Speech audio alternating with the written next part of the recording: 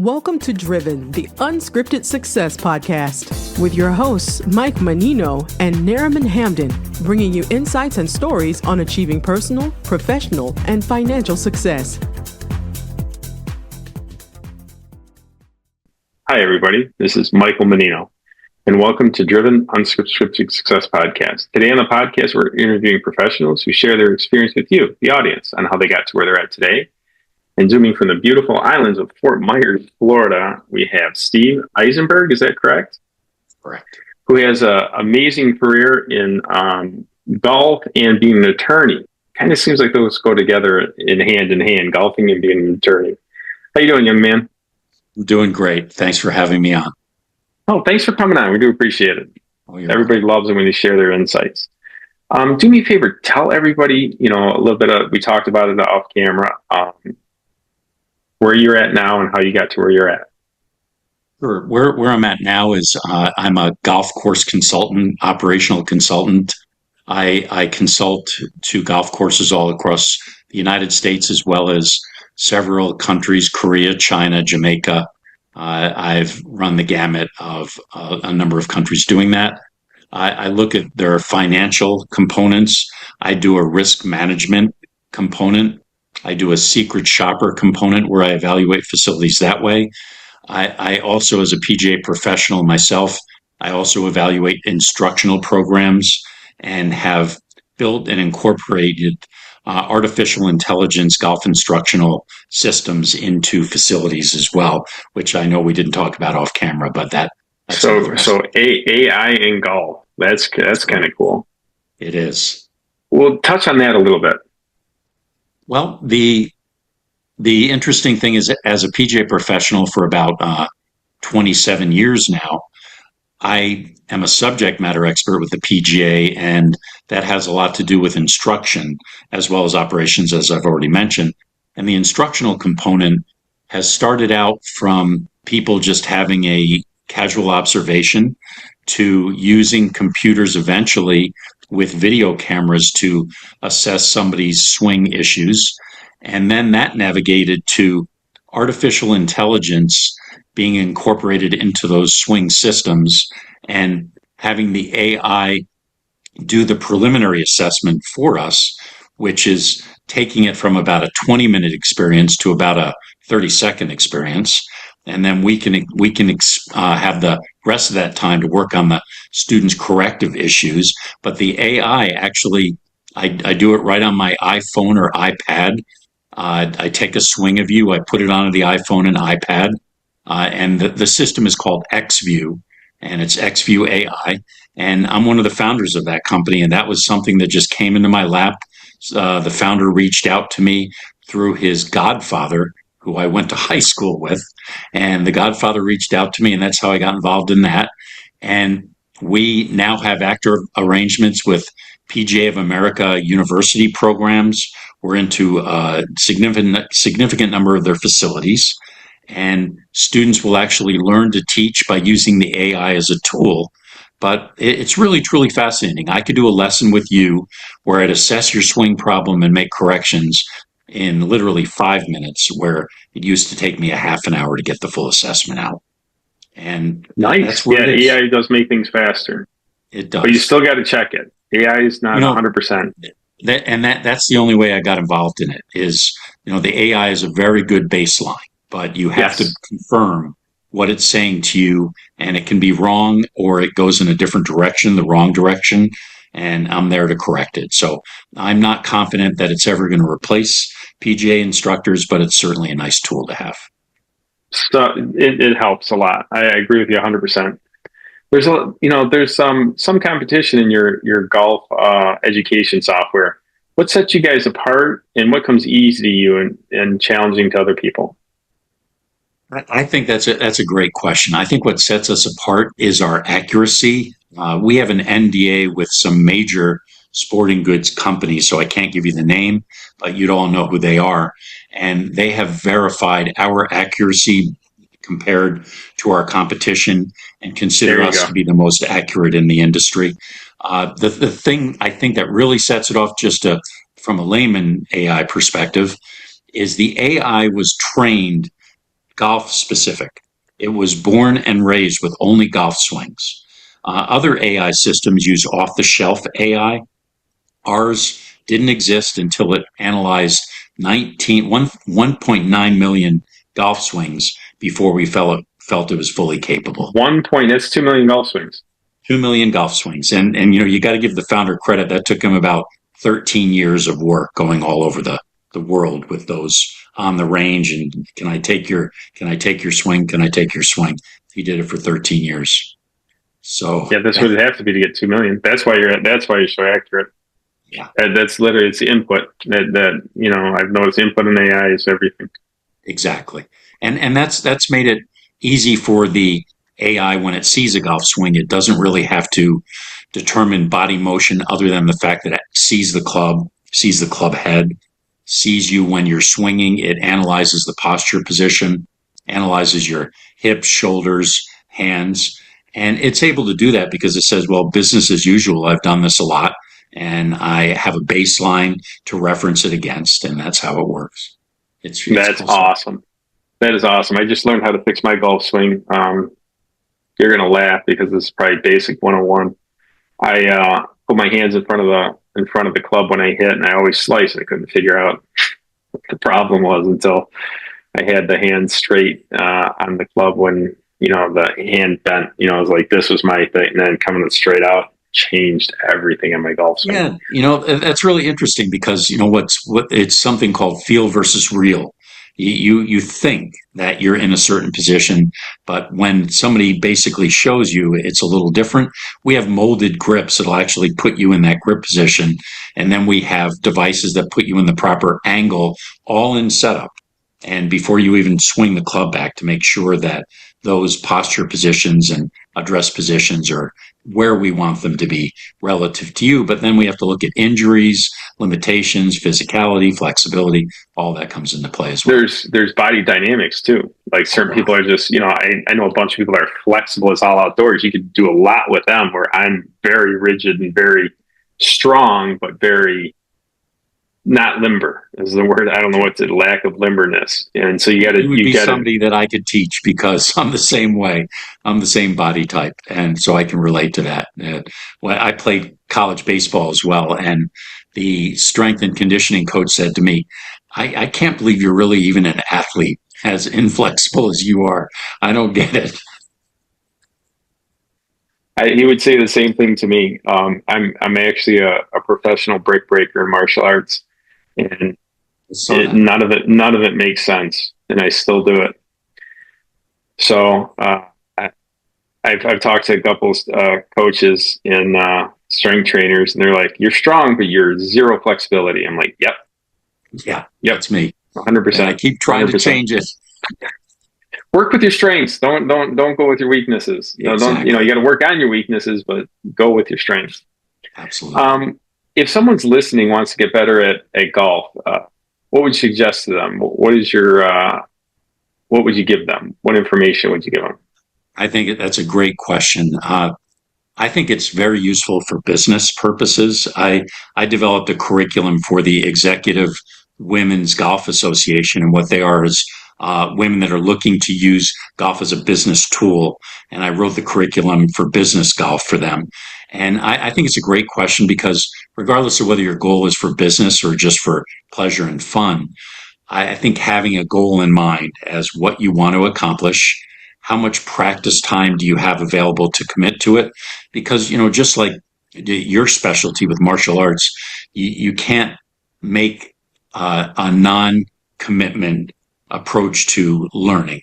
And if you are going to say to me that I only have a half an hour to work on my game a week, then I'm going to essentially say that I think it's probably not going to be worth your while and you're not going to enjoy yourself. But you're not committed. You're not committed to the change. Exactly. Yeah. So from that standpoint, I want to find out how many hours they have to spend a week with family limitations, work limitations, go from there and do a goal and strategic improvement plan with them. Where can they practice? Do they have a facility that they can practice? Is it close by? What's the state of your family? How much time and how are you going to find the time? Once I learn the answers to those questions, then I have a much better idea.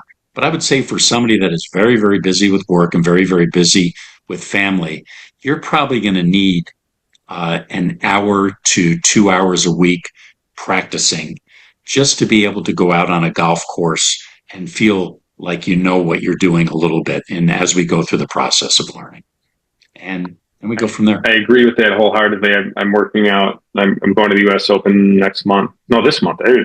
2 weeks. And I've been working out 5-6 times a week.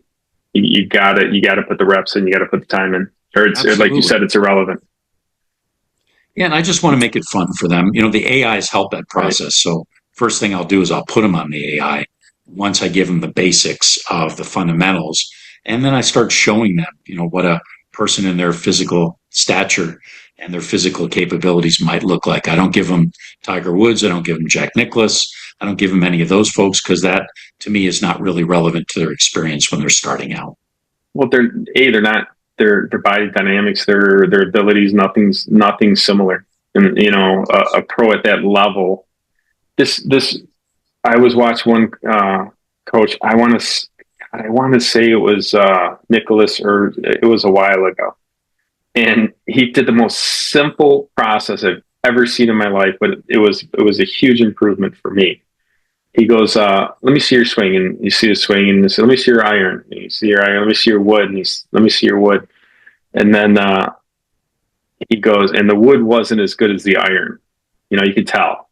And then he goes, do me a favor. What's your favorite club? He goes, my 7-iron. He goes, all right, here, hit a shot with this. Boom. Then he gave him his wood back, and he said, pretend this is your 7-iron.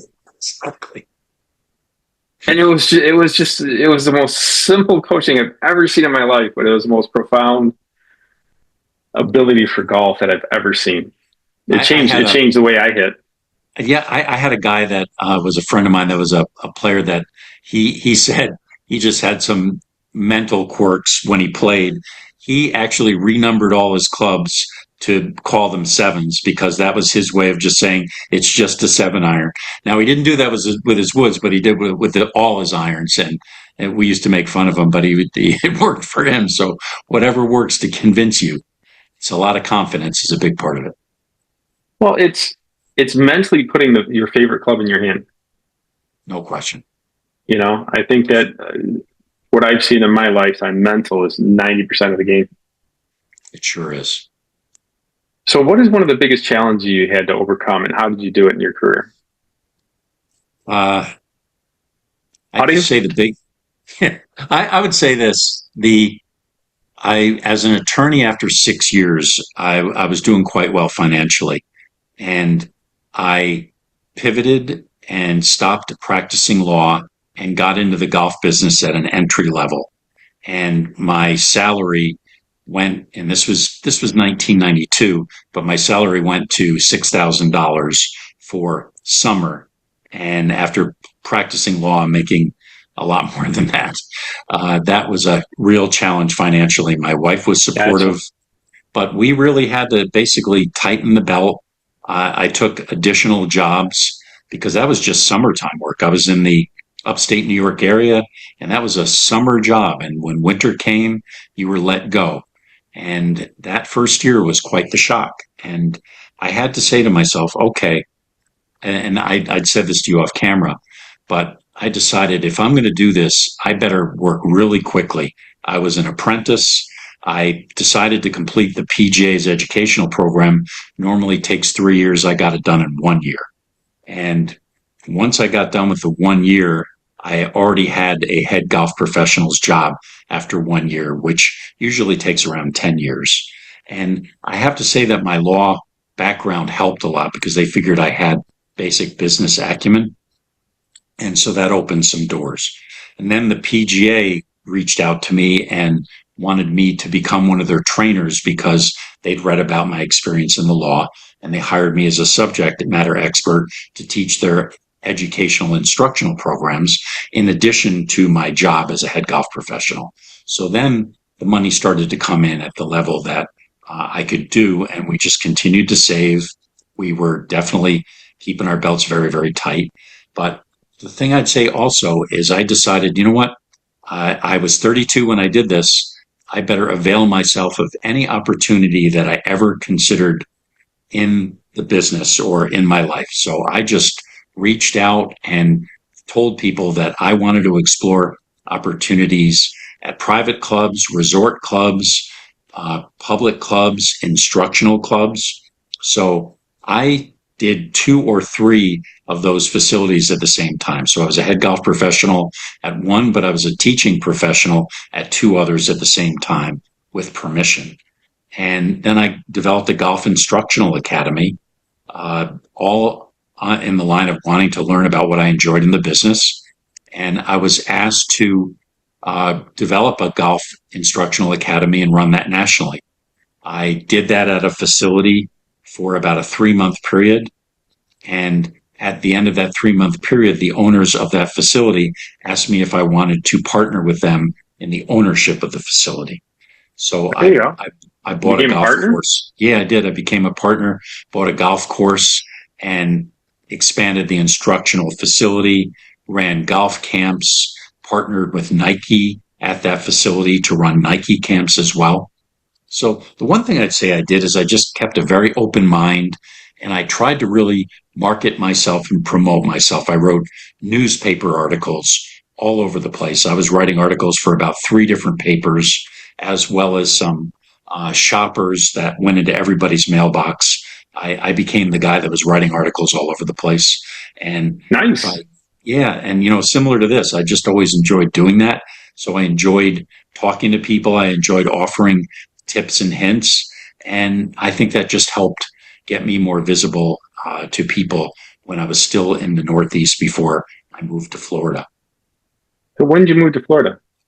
I moved to Florida in 2001 to work full-time with the PGA of America as their faculty coordinator of education, where I trained all the faculty to develop the educational programs that I just mentioned.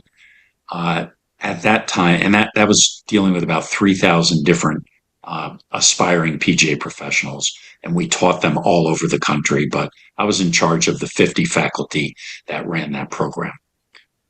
The other thing I did while I'm doing that, and I hope I'm just not rambling and running on off here, but I went to universities across the country on behalf of the PGA and helped them set up educational programs that there are presently 19 of.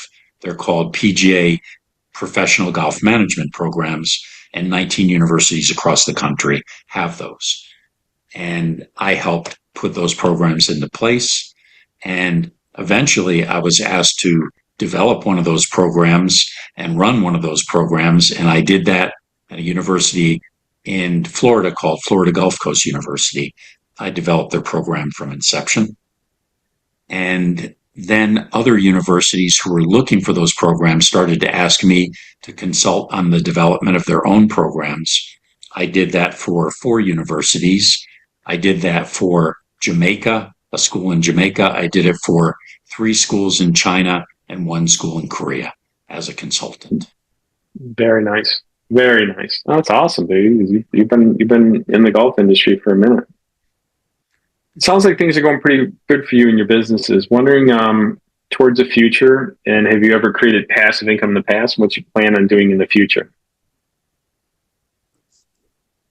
So could you just repeat the last part of that, Mike? I missed a little bit of that. I thought I had it. I know I talk fast. I'm sorry. Oh, no so, creating passive income in the past, and what you plan on doing to create passive income in the future? Well, for me, I think it's a great question. I mentioned to you in regard to when I first pivoted, the money that I had accumulated as an attorney, I turned over to a financial advisor. And that gentleman basically said, okay, here's where you are. Here's what we have available. What do you think it's going to take for you to actually get back to this level of income? And I told him probably 10 to 15 years, because I just didn't know. And I said, so what I need you to do for me is, give me advice, strategize for me. What do I need to put in there? And I did quite of a hands-off approach with him, because he was somebody that I went to high school with. he and I kept in touch in college, and we were very, very active in regard to, he played in golf tournaments that I arranged. I went to business events that he arranged, and he was very good about just talking to me about additional investments that I might want to get involved in. And my uncle was also strategic as well. My uncle was the childhood buddy of the founder of Qualcomm. And my uncle essentially said to me, what I'd like you to do is take as much money as you can and let's invest it in Qualcomm together.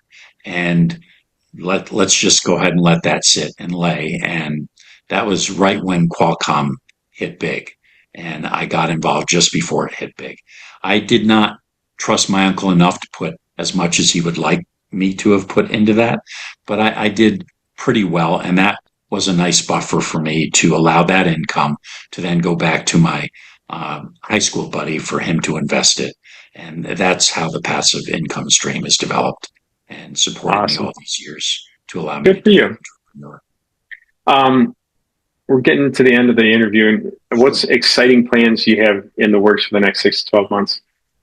Well, the interesting thing for that, the AI, I think, is really exciting. The artificial intelligence is really exciting, and that's going to be very interesting. But I'm also doing something much more extensively than I ever did, which is secret shopper consulting, and I do that across the country where I go into a facility. I did it in California. I went to 9 facilities, and all they basically told me to do is compare all 9. So I played 9 rounds of golf, ate lunch and dinner at all 9 places. They were high-end facilities. And then I wrote an assessment based on those. And that's something I never envisioned myself doing. And that was just a lot of fun. Get to play golf and get paid for it? Yeah, exactly. That's awesome. There's an old Steve Martin line. Steve Martin, the comedian, in one of his famous monologues, basically sang a song and he said, I get paid for doing this. And that was the end of the song. And that's the way I feel every day. The one thing I just didn't want to forget to say is mentoring.